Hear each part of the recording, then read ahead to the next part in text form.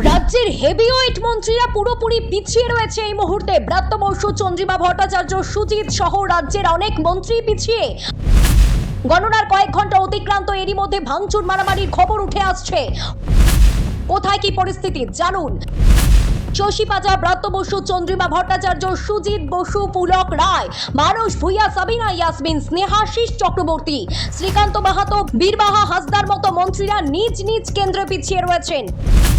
অন্তত 23 জন মন্ত্রী পিছিয়ে। কল্যাণী ব্লকের মুরাতিপুরের তৃণমূলের পার্টি অফিস ভাঙচুরের অভিযোগ উঠে আসছে। ষষ্ঠ রাউন্ড শেষে করিমপুর বিধানসভা কেন্দ্রে তৃণমূল প্রার্থী সোহম চক্রবর্তী 21,000-এরও বেশি ভোটে এগিয়ে।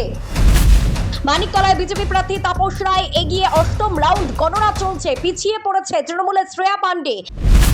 নদিয়ার রানাঘাট উত্তর পশ্চিমের বিজেপি প্রার্থী পার্থ সারথী চট্টোপাধ্যায় এগিয়ে রয়েছে 35,000 ভোটে। সপ্তম রাউন্ড গণনা শেষে উত্তরপাড়ায় প্রায় 5,000 ভোটে এগিয়ে বিজেপি। পঞ্চম রাউন্ডে ব্যারাকপুরের বিজেপির প্রার্থী কৌস্তব বাগচি 9,027 ভোটে এগিয়ে। পিছিয়ে পড়েছে Raj Chakraborty.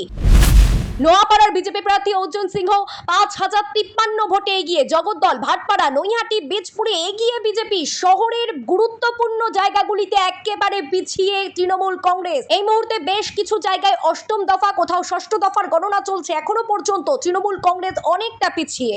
Bureau report, talk to time.